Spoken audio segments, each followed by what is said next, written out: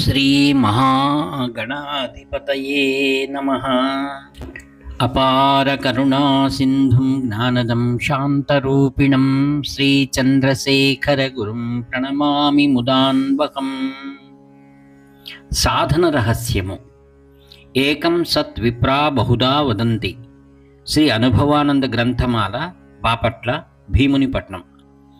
సర్వ సిద్ధాంత సౌరభ ఆది బహు గ్రంథకర్తలు శ్రీ రామకృష్ణ ఆశ్రమములు, బాపట్ల, భీమునిపట్నం. సంస్థాపకులు పరహంస పరివ్రాజకాచార్య శ్రీ అనుభవానంద స్వాముల వారు. తమ శిష్యురాలు శ్రీ మాతాజీ త్యాగీశానందపురి వీరికి వ్రాసిన ఆధ్యాత్మిక పత్రములు. 13. నియమం, తపస్సు, స్వాధ్యాయం, ఈశ్వర ప్రణిధానం. నా చిట్టి తల్లి, పూర్వపు ఉత్తరాలలో నియమంలో మొదటి 2 భాగాలు శౌచ, సంతోషాలు చర్చించాం. మిగతా 3 ఇప్పుడు చూద్దాం. ఇవే తపః స్వాధ్యాయేశ్వర ప్రణిధానాని అని పలుకుతూ వీటినే క్రియాయోగ అన్నాడు పతంజలి. కర్మయోగానికి ఈ క్రియాయోగానికి భేదం ఉంది. కర్మయోగం అంటే బాహ్య కర్మ అనాలి. అలాగే కర్మయోగం ఫలితం కూడా బాహ్య అనవచ్చు. కర్మయోగాన్ని గురించి చర్చించేటప్పుడు ఏమన్నాం? కర్మయోగ ఫలితంగా పుణ్యలోక ప్రాప్తి కలుగుతుంది. ఆ లోకాలలో బాహ్య సుఖాలే కలుగుతాయి. అలా కాకుండా క్రియాయోగం వల్ల చిత్త పరిణామం కలుగుతుంది. చిత్తం నిర్మలమై ఈశ్వరానుగ్రహం పొందుతుంది. ఈ రెండింటికి భేదం ఇది. ప్రస్తుతం క్రియాయోగం అనబడే ఈ తపస్సు, స్వాధ్యాయం, ఈశ్వర ప్రణిధానం అనే 3 అంశాలు ఏమిటో కొంచెం తెలుసుకుందాం. తపస్సు అంటే అనేక నిర్వచనాలు పెద్దలు చెప్పారు. తీవ్రంగా ఒక గ్రంథాన్ని చదవడం తపస్సు, ధ్యానం చేయటం తపస్సు, జపం చేయటం తపస్సు, నియమయుక్తంగా జీవనం చేయటం తపస్సు, బ్రహ్మచర్యం తపస్సు. ఇలా ఏ విషయాన్నైనా ముఖ్యంగా బుద్ధిని కేంద్రీకరింపజేసి, అంటే ఏకాగ్రం చేసి, అంటే ఒకే చోట నిలిపి పని చేస్తున్నామంటే అది ఆ విషయం కొరకు తపస్సు అనే చెప్పాలి. సూక్ష్మంగా చెప్తాను. మనస్సును ఒక దానిపై నియమించి తపింపచేయటం తపస్సు. ఆ తపస్సు యొక్క కారణం కామ్యం కావచ్చు, లేక నిష్కామ్యం కావచ్చు. అయినా అది తపస్సే. పూర్వం చూడు, హిరణ్యకశ్యపుడు, రావణాసురుడు, కుంభకర్ణుడు మొదలైన రాక్షసులు తపస్సు చేశారు అన్నారు. వారు ఉన్న చోటుండి కదలక ఏకాగ్ర చిత్తంతో ఈశ్వరుని గురిచో బ్రహ్మదేవుని కొరకో తపస్సు చేశారు. ఎందుకు? చావు లేకుండానికో, త్రిలోకాధిపత్యానికో అది తపస్సే అన్నారు. అలాగే మునుకండు మహర్షి తపస్సు చేశాడు. ఎందుకు? సంతానం కొరకు అన్నారు. అలాగే మార్కండేయుడు తపస్సు చేశాడు, చిరాయువు కోసం. ధ్రువుడు తపస్సు చేశాడు. కారణం ఏమిటి? రాజ్యాధికారం కోసం, తండ్రి ఆకంతలం కోసం. ఇంకా అనేక మంది మహర్షులు తపస్సు చేశారు. కొందరు ఇంద్రత్వం కోసం, కొందరు బ్రహ్మత్వం కోసం. ఇలా తపస్సు అంటే ఉద్దేశం ఏదైనా హఠంతో దేహాన్ని లెక్క చేయకుండా శుష్కింపచేస్తూ, శీతోష్ణాలను సరుకు చేయకుండా, ఆహార పానీయాలు మొదలైన వేటిని గురించి ఆలోచించకుండా, మనస్సును తన ఉద్దేశం మీద నిలిపి కదలకుండా చేసి ఆ సంకల్పం సిద్ధించే వరకు అలాగే ఉండటం తపస్సు అంటారు. దీనికి అంతటికి పర్యవసానం బుద్ధిని ఒక్క చోట ఏకాగ్రం చేయడం తపస్సు అనవచ్చు. తపస్సు అనే లక్షణం లేకపోతే ముందు రావాల్సిన లక్షణాలన్నీ వెనకపడిపోతాయి. అలా బుద్ధిని కట్టివేయటానికి అవసరం అయిన పట్టుదల, హఠాన్ని తపస్సు అని కూడా అనవచ్చునేమో. ఇలా హఠంతో కూడిన ఏకాగ్రతను తపస్సు అంటే ఇంకా బాగుంటుందేమో. ఇటు తపస్సు ఏ ఫలితాన్నైనా ఇవ్వటానికి కామధేనువు లాంటిది. ఇలా ఏకాగ్రమైన చిత్తం చాలా బలం కలిగి ఏ పనినైనా సాధించి తీరుతుంది. అందుకనే ఈ క్రియాయోగం అనే పంథాలు తపస్సును మొదట్లో పెట్టారు అనుభవజ్ఞులు. తరువాత 2వది స్వాధ్యాయం.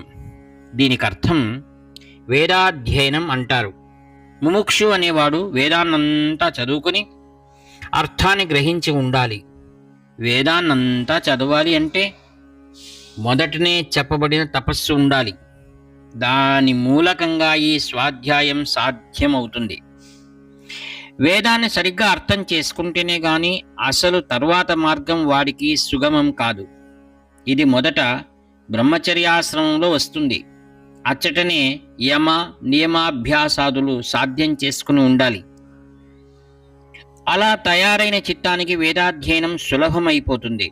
అలా కాకుండా తాను ఏ వేద శాఖకు చెందినవాడో ఆ శాఖనైనా అధ్యయనం చేయాలి అన్నారు. అంత మాత్రమైనా తెలియకపోతే వాడికి తర్వాత గార్హస్థ్యంలో చేయవలసిన విధులకు నష్టం కలుగుతుంది.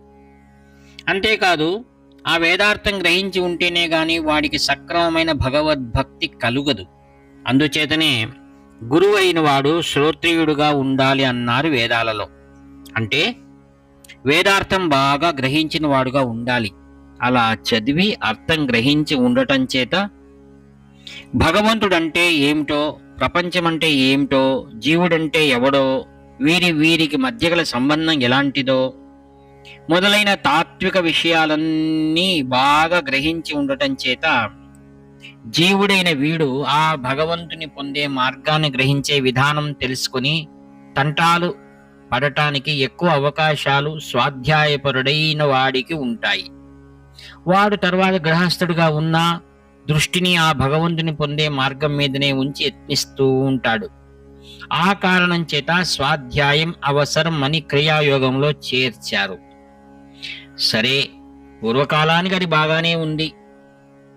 వేదం అంటే ఏమిటో తెలిసి చెప్పనేరని ఈ కాలంలో స్వాధ్యాయం ఎలా అంటావేమో, పూర్వం ఉన్నట్లు నిష్కల్మషమైన గురువులు ఇప్పుడు లేరని కాలాంతలా త్రోసిరాజన రాదు. ఇప్పుడు కూడా అచ్చటచ్చట వేదార్థాన్ని క్షుణ్ణంగా గ్రహించి నిష్కామంగా చెప్పగలిగే గురువు లేకపోలేదు. కానీ వాళ్ళు చాలా అరుదుగా ఉండటం చేత అందరికీ లభించరు. కాబట్టి ఏమి చేయాలంటావా? అచ్చు గ్రంథాలు ఉన్నాయి, సంస్కృత గ్రంథాలకు అనువాదాలు ఉన్నాయి. వాటిని చదువుకుంటూ వాటిల్లో వచ్చే సందేహాలను అలాంటి సత్పురుషులను లభించినప్పుడు తీర్చుకుంటూ ఉండాలి. అది నీకు కుదరకపోతుందా? భక్తి, జ్ఞాన, వైరాగ్య ప్రబోధకమైన పురాణాలు, ఇతిహాసాలు, చరిత్రలు, కథలు, మహాపురుషుల జీవితాలు, ఉపదేశాలు అన్ని భాషలలో సులభంగా లభిస్తున్నాయిగా. వాటిని చదువుకున్నా స్వాధ్యాయం క్రిందే ప్రస్తుత కాలాన్ని బట్టి తీసుకోవచ్చు. ఏ చదువైనా క్రియాయోగంలో చివర రాబోయే ఈశ్వర ప్రణిధానానికి ఉపయోగించేదైతే స్వాధ్యాయం క్రింద పరిగణించవచ్చు. అంటే వేదాలను చదవటమే కాక మన రామకృష్ణ చరిత్ర, వారి ఉపదేశాలు చదివినా వాటి వల్ల భక్తి కలిగిందంటే అది స్వాధ్యాయమనే గట్టిగా అనవచ్చు. ఈ స్వాధ్యాయాన్ని ప్రతిదినం తప్పకుండా చేయాలి. ప్రతిదినం ఉదయం స్నానాదులైన తర్వాత గీతాపారాయణం చేయటం కూడా స్వాధ్యాయం అనవచ్చు. అలాగే బుద్ధిని దినదినము భగవంతుని మీదకి త్రిప్పుతూ ఉండటానికి స్వాధ్యాయాన్ని తప్పక చేస్తూనే ఉండాలి. అలా చేయకపోయామా అంటే బుద్ధి అన్ని విధంగా పోయి లోకం పాలు కావటానికి చాలా అవకాశాలు ఉంటాయి.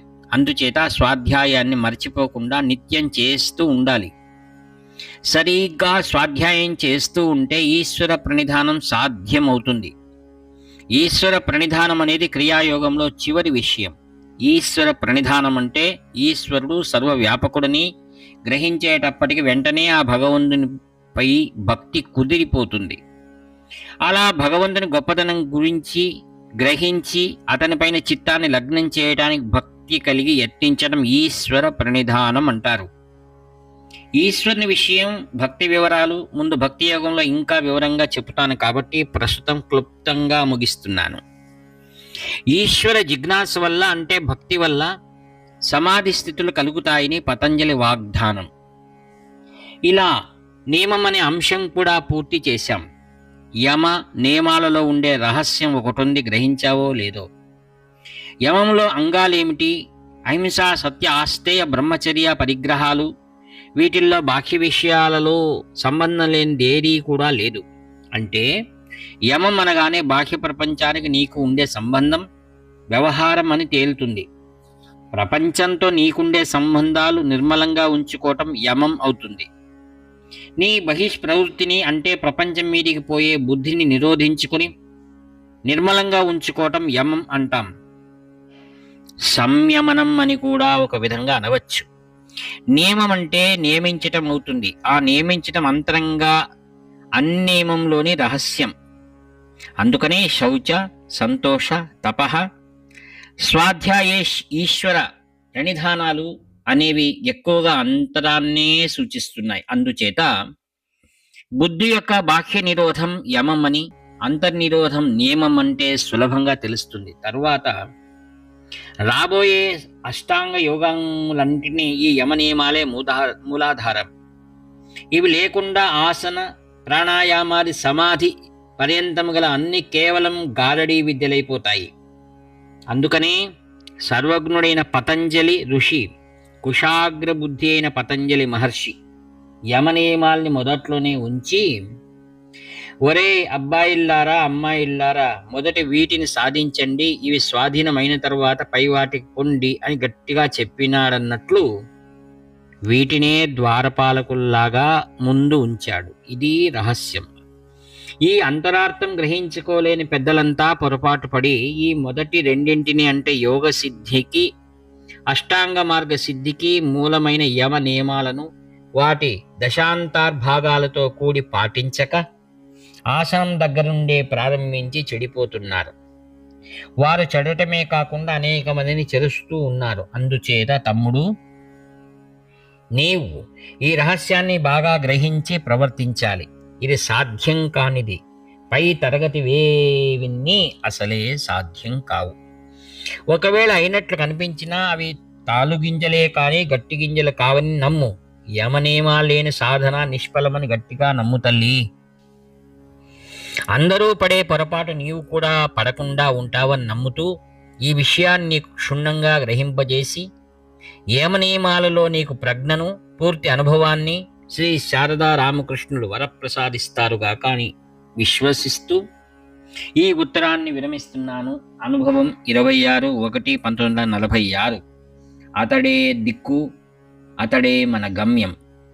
వ్యాఖ్యాత మీ ప్రియమిత్రుడు నివర్తి నాగభూషణ శర్మ. హరహర శంకర, జయ జయ శంకర. 7483229249.